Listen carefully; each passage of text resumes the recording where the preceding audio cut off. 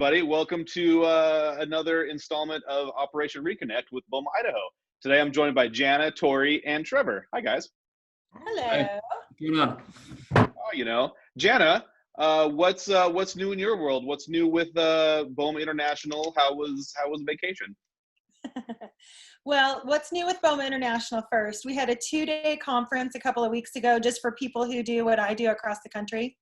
And so there were 95 people online on a Zoom conference for two full days. Well, it was more like 4 hours at a time. And then at the end, we had like an after hours where we could just sit at the end with a bunch of people and just chat, right? Because we don't get to do that. And I learned a ton, I always do, about what people are doing across the country. And there I am texting Krisjan usually because it's some sort of cool social media thing that I want to share with them. Like, hey, somebody's doing this in another city. And just to understand that we're not the only ones that are in the boat that we're in, that we're not the only ones that have some Zoom fatigue, right? That have sometimes. These things are exhausting. I do this like 4 or 5 times a day, like back to back. I'm just, whoa, man, it kills me. I know. It's amazing how fast you can go from one meeting to the next. Yeah. And at the same time, it just, we dealt with that and we talked a lot about that. And then I went on vacation for a week and sort of just let it all go out of my mind and just sort of forgot about all this mess for a little while, which I think is absolutely the best thing that people can do. Mm-hmm. If you can unplug, put your phone away, put everything away, just for a period of time and just let your mind go, because it can get really consuming. So I really enjoyed that. Now I just, I got back yesterday trying to kind of get my brain out of the clouds, get back into things. So, just I'll sort of put some of those lessons that I learned from the BAE conference into practice and start, we can implement some sort of a murder mystery night or a trivia night or bingo or some of the fun things that people are doing across the country. But more importantly, it's just a matter of connecting, personally picking up the phone or personally getting on a call with people who are in our local and finding out how they're doing. And that's kind of what this is about, right? Just to find out how they're doing, what people are doing, what your average workday looks like and feels like. I know I just took my kiddo to a doctor's appointment. Looks weird, feels weird. Yeah. And everything's different. You walk in anywhere now and it's like, okay, I'm going to take my temperature. I got a mask on. But it's just sort of that new normal that we're trying to settle into and kind of how that looks. Hey, Jana, so what are you guys, from this 2-day conference that you're on, like, what would you say was one of like the biggest takeaways or like something that you're just like, whoa, that's super cool. We got to text, Krisjan about it. Well, it was just people doing like, one thing that I took away was they were doing, one local was doing, what did she call it? A budget chat. This doesn't seem exciting to you, but it was for me. Not so far. It was a budget chat that they're inviting all their principal members. So you guys would all be invited on a phone conversation just to talk about some of the plans that are upcoming for the local in the next year, right? Because everything was upended. All of our events have been canceled in person. So what does that look like? There was a lot of talk about virtual sponsorship packaging and what that looks like and what can bring value to companies when they associate themselves with BOMA.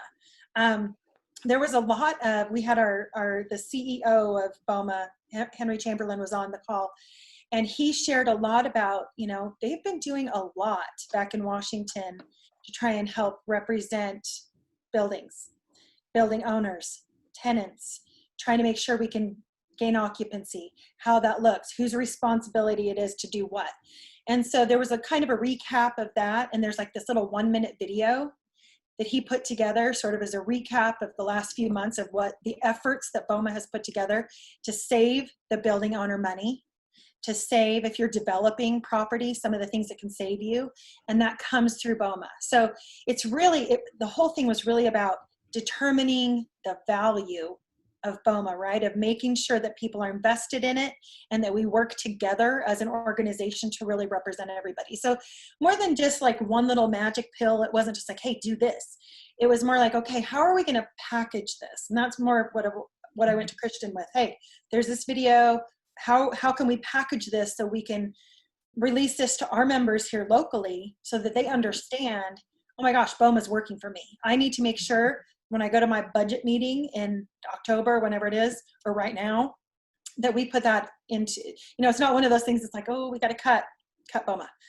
It's one of those things that people like you guys will go into the budget meeting and say, no way, there's too much value there for me. They're fighting for us. We need to keep that in, on our radar. And there was a lot of fun things too. It wasn't just all, like serious stuff. I mean, the Murder Mystery Night sounds pretty darn fun. We should do that. Who's doing that?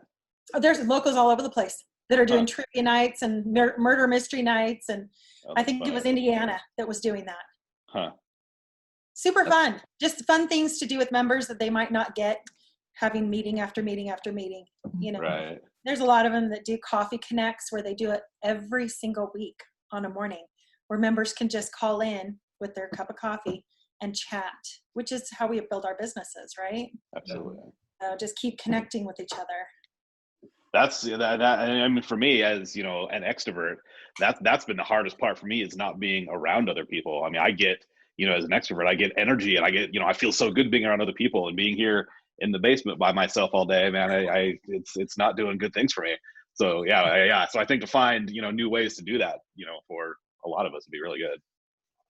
Oh yeah. Yeah. So Tori, what's new in your world? How are things in the city of Meridian? City of Meridian is good. City Hall is still open. We've put some, enhanced precautions in place again, taken a step back to where we were. We've, reduced our daily in-person staff. We were pleasantly surprised at how well we functioned when we had to do that really quick pivot. To get everybody online. But there's always, one team member in, each group that is present every day in the office. I'm actually in the office today. Let's see, we've been accepting submittals this whole time. Building permits, which have always been online, are still online. Our building inspectors are out in the field every single day. They haven't missed a beat. And another successful pivot, we had been working on getting all our planning applications online. That was expected to go live in January, and it actually went live a couple weeks ago. Nice. Yeah, so that's kind of exciting. So, things are still happening. We're working really closely with our chamber on a Keep Meridian Healthy and Open for Business campaign. We're finding that the biggest challenge businesses are facing right now is a lack of, customers coming in the door. Totally. So we really want to work to try and increase that, consumer confidence. All the businesses that have gone through this program, they participated in an industry-specific webinar that kind of went beyond the Central District Health Guidelines. They had some practitioners who were sharing their successes with it. Let's see, our council did 3 fee waivers for permits way back in mid-May to allow, businesses to extend onto the, depending on where they're located, sidewalk, parking lot, to increase, primarily for restaurants to increase their dining space since they're limited inside. And then there's an alcohol catering permit, which is normally $20 a day, and the fees for that have been waived. So that allows those restaurants to also serve alcohol in that space. Here's one little tip that maybe someone else can use. We have a bar, and because they don't serve food, they cannot be open. So they do have a kitchen. So the owner's gotten really creative, and she is working with a food truck caterer who's going to lease the kitchen, and that will enable him to have business, and it will enable her to open her bar as long as there's food being served at the same time. Nice.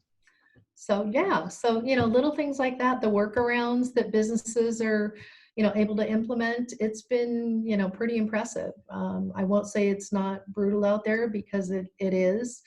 It's really sad seeing the reality of what's happening to a lot of our small businesses. But it's nice seeing those folks that are able to implement changes, and we just want to get that word out and share with others because they might be able to do something similar. Absolutely, that's awesome. So, are a lot of the small business owners in Meridian, are they feeling optimistic about stuff, or is it pretty gloomy? It's hard to tell. I think fourth quarter we'll really know because that PPP money will run out unless, Congress does something in the next week or so. We're looking at possibly enacting a small business grant program using some of our CARES Act dollars that have been allocated from the state. We're working through the details on that with the governor's coronavirus financial advisory committee. So, Nice. just trying to help wherever we can. Tori, you drive through downtown and there's projects happening. I mean, there's a lot happening there. So we have a whole bunch of things going on downtown. We've got Old Town Lofts that's on the old City Hall site, and that's a mixed use project. It'll be 103 residential units, about 16,000 square feet of commercial. And then Keller Associates, the engineering firm, they're building a new headquarters downtown at Main and Bauer.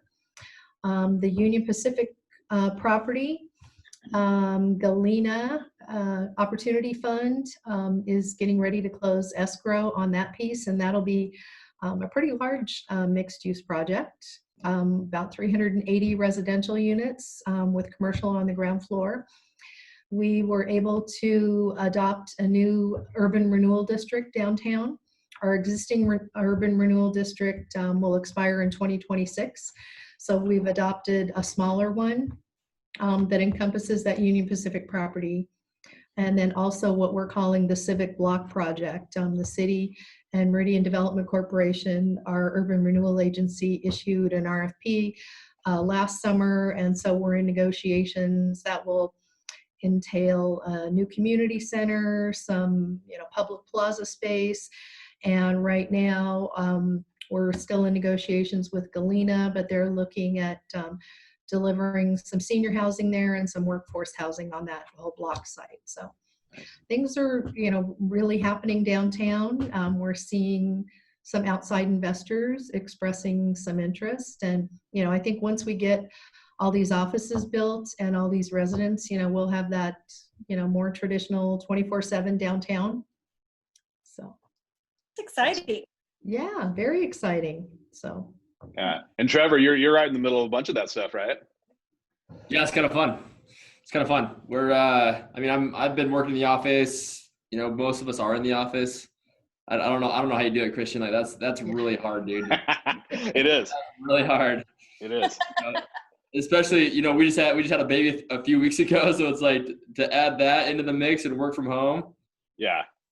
Well, I have my daughter. She's almost 2, and honestly, I love being home because I get to she gets to take a nap with me every single day. Like the way which if I was at the office and stuff, I wouldn't be able to do that. So I've actually really liked it. Yeah. So it sounds like you're more napping than working, or it's a balance. It's I'm a totally balance. I joking. definitely take more naps now than I ever. Yeah. I mean, the opportunity's there, so. Right. No, I think about seizing opportunities. It totally is. It totally is. Yeah. And so I think that's what's so cool about working from home is you can go downstairs, or wherever your office is. It looks like you're in your basement. You go upstairs, have lunch or whatever with your kid, family. That's awesome. Yeah. Okay. Yeah, and it's I mean, actually, I go to meetings and I do stuff where our office is. I mean, our office is open. There's a few people that really wanted to be in the office, but I mean, for what I do, I can do what I do from anywhere as long as I have an internet connection. So yeah, and it's been crazy, not driving anywhere hardly at all. I mean, there definitely are some eating and drinking establishments in downtown Boise that I'm pretty sure I almost single-handedly was keeping in business for a long time. Pros being one of them, but I'm glad TJ is doing okay. But yeah, it's bizarre. It's so weird, just not going anywhere ever. Yeah, when was the last time you filled up with your car with gas? Well, So my it's a Prius, so I didn't have to fill it up a whole lot anyway. Oh. I think since March I've put gas in it twice. Wow. Wow. Yeah. Wow. That's pretty good. It's crazy. Yeah, lots of benefits for sure. Yeah, man. So are you guys seeing a bunch of new deals and stuff come across right now? So it's definitely like slowed down a little bit, right? Yeah. Especially on the office side, because that's where we only have Class A space, right? That's all we have right now. Nothing but the best for BVA. Yeah, so it's like we don't, because we've only been around for 2 years, right? Right. It's like everything's new, being around for 2 years and having like this much office space. I mean, that's one thing that's like really cool. We don't have that second generation space to go lease out, right? It's all just like first generation new stuff right now. And so in our lease terms, we're just, people are just a little more hesitant to be like, hey, I don't want to get into a 7 to 10 year lease right now in these conditions. Mm-hmm. But with that being said, we're still seeing some deals, right? Good. I mean, we're still seeing some. It's just not as like fast and furious as it was 6 months ago. Yeah. And that's in the office space. Like we're not really in retail. But like our medical and industrial space, that's really doing well. Sure. Even with the office stuff, are you seeing still seeing a lot of interest from out of the area, or is it mostly, local folks? Nope. We just signed a deal 1 or 2 weeks ago with a group that was out of the area. Nice. So there's still definitely groups and folks that are coming into the market for sure. Nice. Yeah. I mean, we've in our shop we have a lot of connections, in Southern California and a lot of other places, and there's a lot of folks leaving LA that want to come to Boise and bring big businesses here. It's crazy. Yeah. Well, and we see all these articles how Boise's so great. I don't know how to tell you guys that, but yeah, Boise's the number one, or it was either Boise or Idaho. Idaho was like the number one inbound state in the country with like people. That's crazy. Right? Like number one inbound state. But I want to go back to the office real fast, because the office space, there's a Wall Street Journal article that just recently came out that was talking about office users and companies and how at first, they were all gung-ho about working remotely, right? Mm-hmm. Yep. And their employees they were crushing it. They were doing a really good job. But then now they're learning, employees, they just want to keep their job. They're like working super hard. And now they're finding, productivity's kind of declining, that those deadlines are kind of getting kicked out. They're getting pushed out a little bit just because that productivity and efficiency isn't there as much.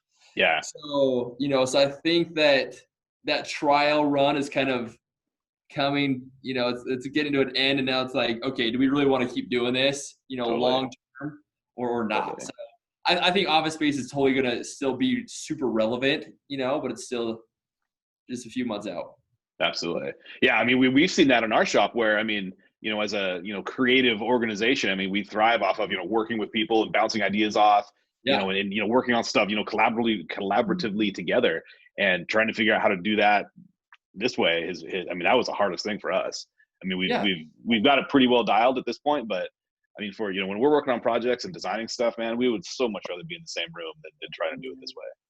Totally. And there's nothing, and barring some whole crazy new technology that, doesn't exist now, like there's no way to replace that. Yeah. And that's like our whole business, right? Is like putting deals together. It goes so much better when you're in front of people. Totally. Right? So trying to like find those new creative ways to engage with people and be in front of them.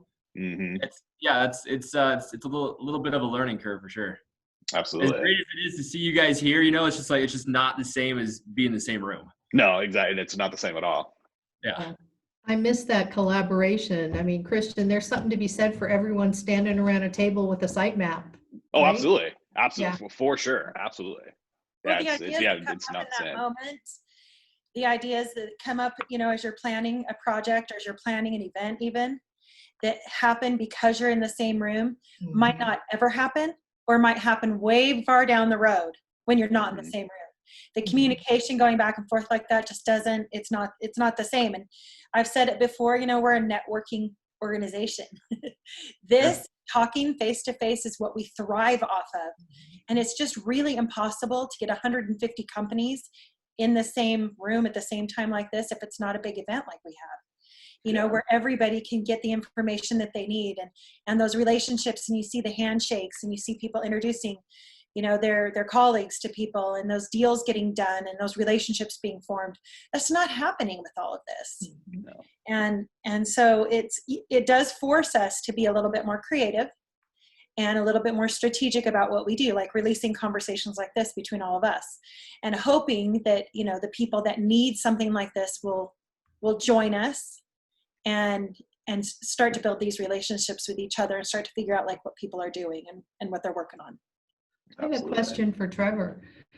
Trever, are you finding that, say, your incoming tenants who are already committed, like your Perspecta, USS with their expansion, Meridian, are they changing their interior floor layouts to create more distancing than they had originally planned? That's a good question. You know, those ones were already so far down the road, and you know that we were already in construction that they didn't change anything. But that's not to say that they won't in the future, you know, later down the road. But a lot of them have already kind of pulled back as far as how many employees are in the office. I think they're trying to assess just like what their plan is moving forward. But they haven't. But they didn't pull the plug on their current design space. Okay. Yeah. So. But yeah, it's totally, you know, I'm working with an office user right now that they're just like, hey, we're really interested in getting some space. We're waiting for new office standards to come from corporate before we move forward, right? So I am interested to see like how that continues to change here in the future. But you know, even with our stuff out here, with our cubicle spaces in our, you know, common areas, we have, you know, those plexiglass side walls and front walls up, where it just creates a little bit more of a barrier between those spaces. But yeah, I'm really interested to see what happens in the future with that. Yeah, and my email and my phone have been blowing up with bars and restaurants, wineries, schools and universities wanting to learn more about how they can, you know, design outdoor spaces to for learning, and, you know, better learning environments for kids and students. It's been crazy, some of the calls that I've had. You know, that's funny you should mention that, Krisjan, because I was just on a call a couple weeks ago with our principal at my kiddo's elementary school, and all the, you know, the group of PTA people on there that were on the board, and they were talking about, you know, the PTA donating from some of the fundraisers that have been done, some outdoor space for students to be able to eat outdoors during lunchtime, right? Yeah. So there's not so many kids in the cafeteria. They have to designate, you know, some outdoor space with a tent or whatever it is, and tables and that sort of thing, or just as a lawn area or whatever that can handle a couple different kinds of weather, you know, whether it's raining or whatever, so people can go out there and we can make use. This is a brand new school, right? 2 years old. I think this is the second year. And so for them to now have all of this technology and all of these updates, that now we're like, we need to change some things. Yeah, it's pretty crazy. Yeah, that is interesting. And I think there's going to be a lot more of that. I think the outdoor space and the use of outdoor space for working and doing some of that collaborative thinking, I think that's going to be one of the hot topics for construction and design in the future. Absolutely. We have some concepts and some stuff that we've been working on, you know, for exactly that. I mean, there's so many restaurants that, I mean, as you guys know, that their capacity is so limited. I mean, restaurants couldn't make money when they were packed all the time. Like now, you know, so you know, trying to, you know, figure out ways for them to, you know, move from inside to outside and properly distance everybody. And it's gonna be pretty crazy the longer this goes on, how much that's really going to change. Yeah. And it's just like with a lot of things, you know, we were at like this point, and we were going to like this extreme of social distancing and you know, masks and everything else. And then I think once things like start to calm down, we're gonna like land like somewhere like right here in the middle. Totally. Like, what does that middle look like? Right. Yeah. And yeah, we're quite you know, where's that gonna be? You know, who knows? Yeah. Because I don't think we'll ever come back to exactly where we were, like, you know, before COVID, but you know, we'll end up, you know, right there in that area. Absolutely. Yeah, I was reading something that talked about how much more important public and civic spaces are in downtowns, because, you know, typically your downtown units are smaller. and people need a place to get out, especially if they're working remotely. Absolutely. So they're looking at, the importance of those open spaces in downtown areas. You bet. Well, then they just shut off a month or so ago 8th Street, right there in like Restaurant Row in downtown for that reason. Yeah. So that all the bars and restaurants, right there could use that, that public right of way, roadway space, and put tables and stuff out there for people. Has that? I rarely go into downtown. Has that made a huge difference? I'm not sure. I mean, it looks cool for visually driving by. It looks cool. I haven't been to any of those places yet. I don't know how well it's working. If it's getting a lot of people in there or not. I'm not sure. Yep. I did. I went down there and I thought it was great. They have the barriers that come up and go around each of the restaurants. You don't really know like where you're going, like which restaurant it is, because there's like a little gate that you go in, but with each one and somebody waiting there for you. But I thought it was great, and there was a lot of people. That was a little bit before the second wave hit, so I think it was more when we had so much hope, Darn it. But there were a lot of people out. There really were. There were a lot more people out downtown at that point, which was probably 6 weeks ago, than I had seen in a while. And I've visited downtown since then several times, and it's pretty darn quiet down there. It's, there's more people than there were, but it seems pretty quiet. Yeah. During the week, during the day, especially, it's pretty quiet. On the weekends, it's still been busy. I was at Prost on a weeknight, and it was, I'm sure not as busy as they normally are, but there were, still plenty of people cycling through. Nice. Good. So Jana, what here at BOMA, Idaho, what do we have coming up in the near future? Event-wise or otherwise?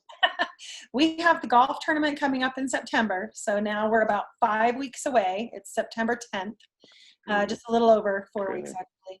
And going back and forth with the head pro out there, I said, hey, we respect and we'll follow whatever guidelines and whatever guidance you give us. If you say, we're really not comfortable hosting a tournament, then we won't do it. We've got so much investment from our members. They want to be there. They want to golf. They want to sponsor holes. They want to be out there. They want to adhere to whatever CDC guidelines and whatever golf course guidelines there are. And after I wrote him that email, I was really surprised he emailed me back and he didn't say, yeah, let's just cancel. He said, you know what, this is what we're doing. He said they don't have a lot of groups coming in right now, but what the tee times that they've implemented and the kind of the separation between people has worked really well for them. They've been packed. They're packed every day. Are they staggering teams out more, or what are they doing? So what they would do is they would have tee times set up and stagger groups of people throughout the course, and then they would really try to avoid those bottlenecks that sometimes happen on some of the holes, so the par threes or whatever. Yeah. So we would probably have a few, we're cutting just by a few teams. So it really, we're probably about 75% there as far as teams go right now. And we're going to make an announcement and we'll make a final decision near to the end of the month. But, I really just wasn't comfortable making a decision when it was 2 months out.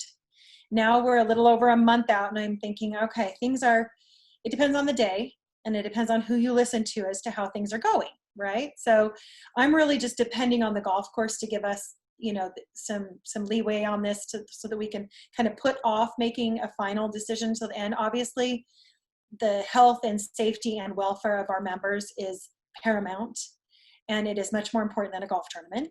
So we want to be smart about it, and we want to be respectful, and we want to be forward thinking. And we're just going to, how they've been working things in that packed place every single day, as far as having a lot of people there, but nobody is gathering. There's no gathering places. So if we were to do a meal, which we typically do, in fact, BVA sponsored it last year, we would have a boxed lunch or a boxed, breakfast or whatever that would go out to people rather than having them congregate to gather those things. Mm-hmm. We obviously won't have a shotgun start, so we won't be able to just be there together, but registration would be throughout the day as people come and check in. So it'll feel a lot different, but you'll see people out there on the golf course. You'll still get to see people, and there will be limitations on how many can be there at the hole who are sponsoring. But those vendors really want to get out there. There's a lot of principal members who go out and invite their guests to go golf. And those associate members really do want to make contact with them and keep those relationships going and keep them in the forefront of their minds. So that's kind of where we are. You know, it's like we're just still gathering steam as far as support for the event. People want to do it. At the end of the day, though, we're going to take a good hard look around and decide if it's something that we can really do. And if we do it, then great. We're going to be so excited to see everyone. I, for one, am going to be just bouncing off the walls. But if we can't do it, then we will offer a roll forward program where we just roll everybody forward to 21, and we start putting our efforts into planning a blowout event of the year or whatever for next year. So we've got plans in place. Nice. Yeah. I hadn't thought about that. I mean, I hadn't really thought through, exactly logistically how that would look. But yeah, staggering everybody out, that would be so strange. Instead of showing up and having everybody there at the same time, just kind of roll through and just go golf. That would be crazy. Yeah, it's gonna make for a kind of a bummer of an award ceremony too. Kind of like that one year when we were like, ticket number 508. Yeah, that was crazy. That was so funny. That was so funny. But prize delivery after, we'll still have the prizes. We still have people who are donating stuff.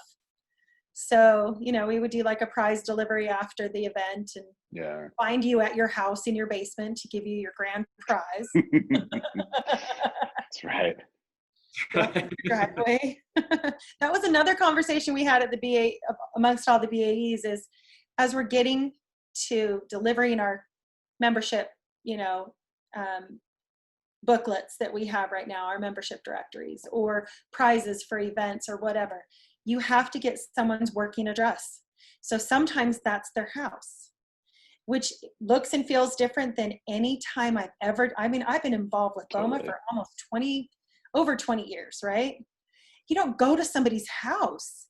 And I did that a couple weeks ago with all of you guys on this conference right now. I met you two, Tori and Trevor, in a parking lot in Meridian to give you some books to deliver to people. And Krisjan, I came to your house, which is adorable. Adorable, by the way. I love your house. It's absolutely amazing. So classy. I loved it. So classy. It really is. It's me. No, come on now. You meet a landscaper and then you go to their house and their landscaping is not that great. And you think, what the heck? You're a landscape architect. You go to your house and it's like bazowie. It's incredible. Very well. What's the old saying? Some mechanics drive the worst cars or whatever. It's true. No, but your house is incredible.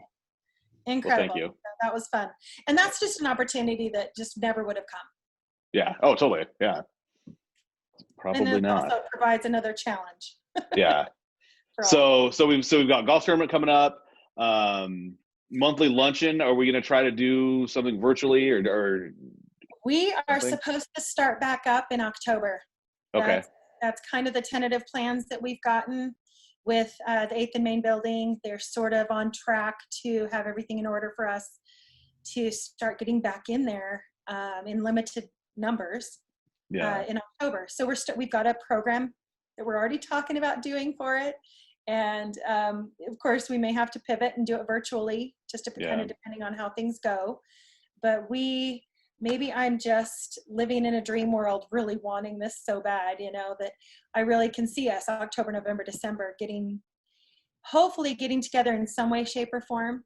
And if not, then I'm seeing probably spring of next year. It'll be till spring of next year that we won't see each other. But working on the symposium, trying to get that to be an in-person and virtual event all at the same time, so that people can just giving more opportunities to people who are in different cities.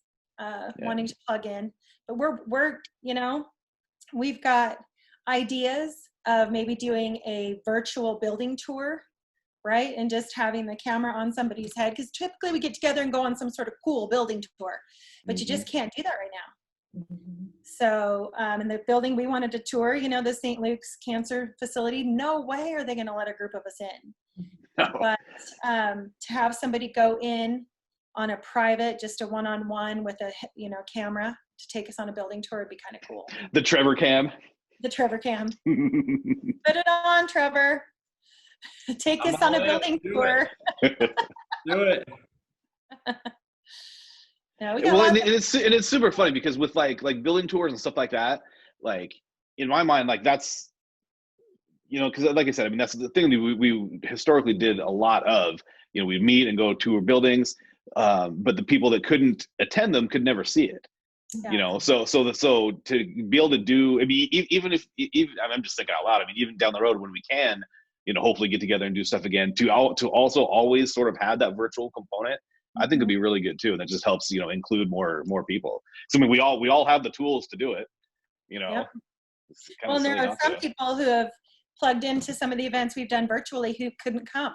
Exactly. Just because of, whatever their work schedule prohibited them, or a different meeting they had to go to on that same day or whatever. Yeah.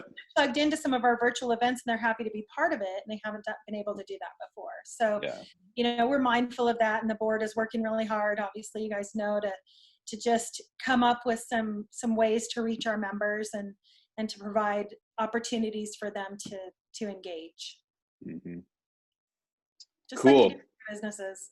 What's the word from the Boise Center folk? Are they feeling good about having events coming up, or are they? They've been, I don't know if you've received any of the monthly kind of newsletter updates that they've been sending out, but they've been super positive. Nice. Super positive about, the future, and about really, making sure that their investment in the community, that we know they're still there. And we're supposed to meet with them sometime this month is what we sort of tentatively planned, to go over menu and stuff like that for next year's February event. And that's still the plan. I mean, we're getting on a virtual meeting with them, to go over some of it and figure out how this will work if we have to do some stuff virtually and in person, or if it's going to be one way or the other. But I think you're right. I think we're always going to have to plan for some virtual component that is going to have to be the one thing we do if the event falls through. Sure. In the event we can't meet together. So, and I think it's smart to have that. We've talked about it for a long time, making sure that, somebody's stuck at their desk during lunch and they really wanted to see a program, we record that and make sure they can see it, make sure they can hear it and get the information. Yeah, exactly. There are those carryovers that are, the silver linings in all this. Those because with so much of that stuff, like Jana said, it's stuff we've talked about before and we sort of dabbled in, but this is the thing that has just kind of forced us to do it now. Like, okay, this is part of what we do now. Yeah, I feel like our January meeting, I think you did record it. Yeah, I did. So I feel like was that January? That feels like it was about 12 years ago. I know. I just remember you sitting back there with the camera. Yeah, it does feel like it was ages ago. Oh my gosh. Oh my God, yeah. Oh, back then. The good old days. The good old days. Right. Well, cool. Well, it looks like we're up against time here. Trevor, I know you got to run to a thing. So thanks you guys for doing this. I think we are doing a virtual happy hour on Thursday. It's Thursday, 4 o'clock. If you guys are into that kind of thing, so. Go on, Krisjan. Okay, thanks you guys. Hey, good to see you guys. Much, guys. Good to see you. See you guys. See ya.